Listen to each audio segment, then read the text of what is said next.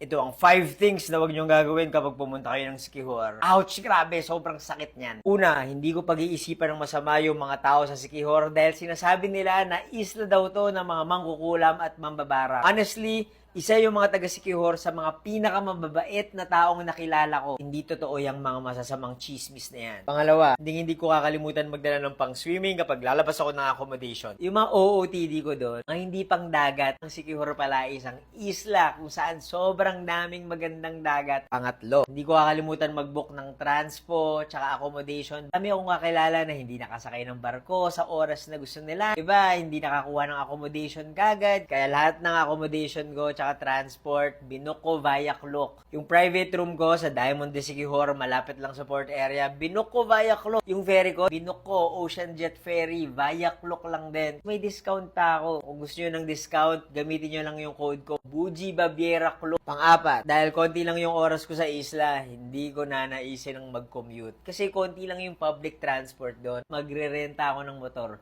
Karamihan ng mga motor doon, 350 pesos lang for 24 hours. Pang-lima, makikinig ako doon sa guide sa Cambugay Falls kung paano tumalon. Yung unang attempt ko, wala, nag-swing lang ako dumiretso, tapos boom, plakda. Sobrang sakit talaga. So inulit ko, make sure ko na susundin ko na yung tip sa akin ni Kuya Rodel. Worth it tumalon sa Cambugay Falls.